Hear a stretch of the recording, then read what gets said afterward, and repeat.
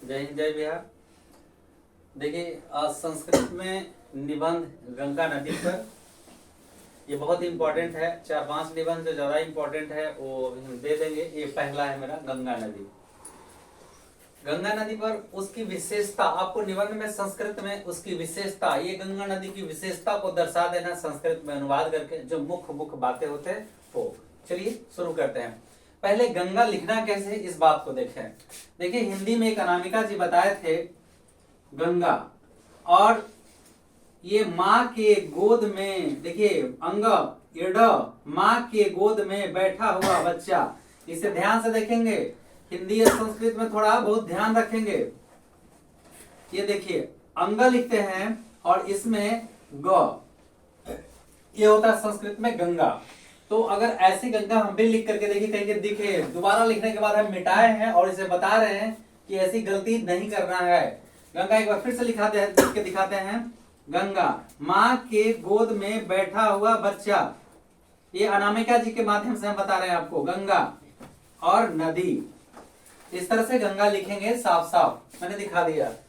अब इसे आगे की तरफ हम चलें। गंगा नदी, अस्माकम देशे सर्वासु, ये स लिखा है, अस्माकम देशे सर्वासु नदीसु गंगा अति श्रेष्ठा प्रधाना पवित्रतमा च वर्तते। देखिए आराम से समझिए, अस्माकम देशे सर्वासु नदीसु गंगा अति श्रेष्ठा प्रधाना पवित्रतमा च वर्तते। हमारे देश में सभी नदियों में, हमारे देश में सभी नदियों में गंगा अति श्रेष्ठ, प्रधान और पवित्र है। हमारे देश के सभी नदियों में, हमारे देश के सभी नदियों में गंगा नदी अति श्रेष्ठ, अत्यधिक श्रेष्ठ, प्रधान और पवित्र है। इयम हिमालयात् निसृत्य बंगोपसागरे पतति। यह हिमालय से, ये देखिए बालकात कैसे होता है, से यह उच्चारण में है। यम हिमालयात, यह हिमालय से निकलकर बंगाल की खाड़ी में गिरती है, या बंगाल सागर में या बंगाल की खाड़ी में गिरती है। फिर से, यम हिमालयात निसृत्य बंगोपसागरे पतति। यह हिमालय से निकलकर बंगाल की खाड़ी में गिरती है।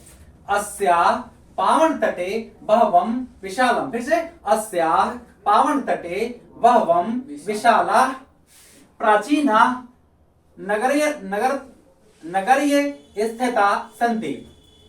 देखिए, इसके पावन तट पर बहुत से, इसके पावन तट पर बहुत से विशाल और प्राचीन नगर हैं। इस गंगा नदी के अस्याम मतलब इसके तट पर बहुत से और विशाल प्राचीन नगर स्थित हैं। यथा मतलब जैसे, कौन कौन है? हरिद्वार, हरिद्वार, प्रयाग, प्रयाग, वाराणसी, पाटलिपुत्र आदि।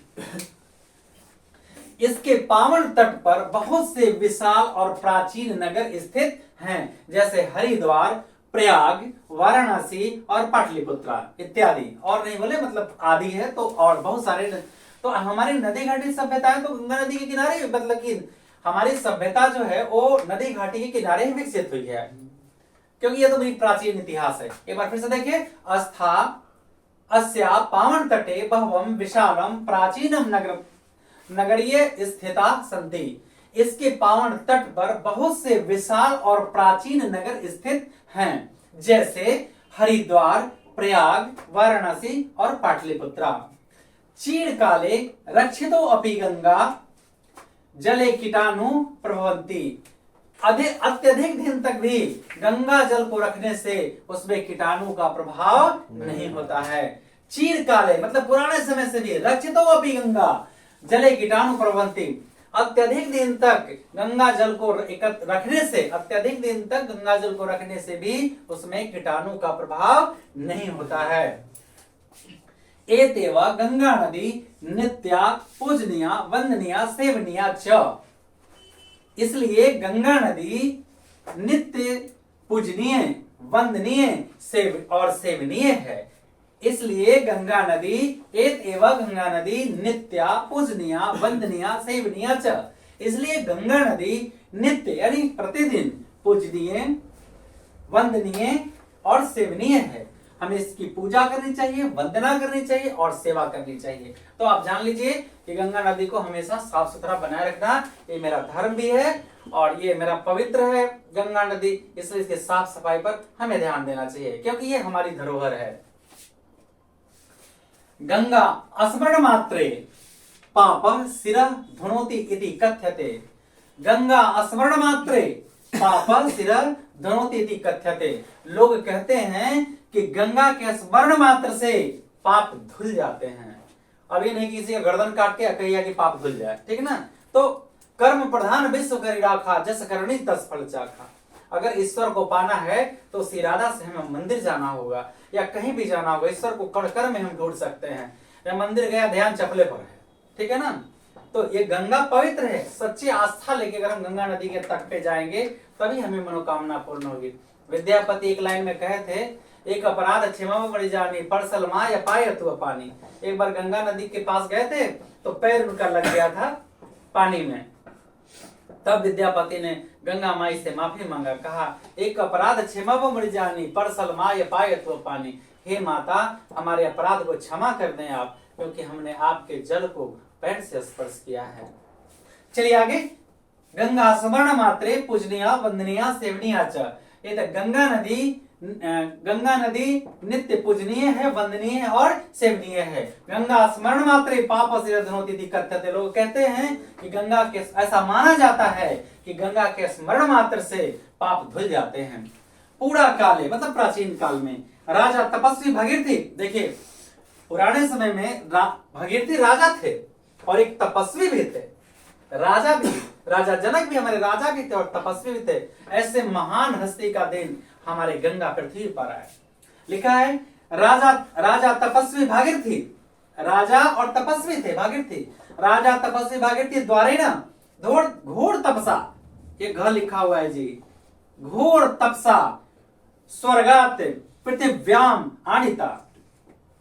राजा और तपस्वी भागीरथी के द्वारा घोर तपस्या करके स्वर्ग से पृथ्वी पर गंगा को लाया गया। राजा भगीरथी द्वारा कठिन तप के बाद, पुराने समय की बात है कि राजा और तपस्वी भगीरथी के द्वारा गंगा घोर तपस्या करके स्वर्ग से पृथ्वी पर गंगा को लाया गया। अनेन स्नानेन चेत निर्मलम भवति, अनेन स्नानेन चेत निर्मलम भवति। अगर हम इसमें स्नान कर लेते हैं तो मेरा मन, मेरा चित्त निर्मल हो जाता है, स्वच्छ हो जाता है। तो गंगा स्नान का महत्व है ना हमारे देश में। तो देखिए इस तरह से, अब इससे आप सीखिए कि गंगा को पवित्र रखना, साफ रखना, गंदगी न फैलाना, यह हमारा धर्म है, यह हमारा कर्तव्य है। क्योंकि ये सभी धर्मों के लिए, जल किस धर्म का है? हम लोग जो धर्म में बांटते हैं लोगों को, जल किस धर्म का? हिंदू का है, मुसलमान का है, सिख का, ईसाई का। तो यही 5 चीज तो हमारा लगा है। क्षिति जलपाव अग्नि समीरा पंच तत्व यादम शरीरा। हमारे शरीर में तो यही 5 तत्व लगा है जो हमें लगा। रे बांटने वाले मूर्खों, जरा संभल जाओ ना, 5 में बिखर जाओगे, तुम बिखर जाओगे न। कभी देश मेरा बटा है मैं बटेगा। इसलिए बार बार कहता हूँ, प्यार से हमारे देश को जोड़ते रहें और भाईचारे संबंध बनाए रखें। आप सभी से मेरा अपील है। जय हिंद, जय बिहार।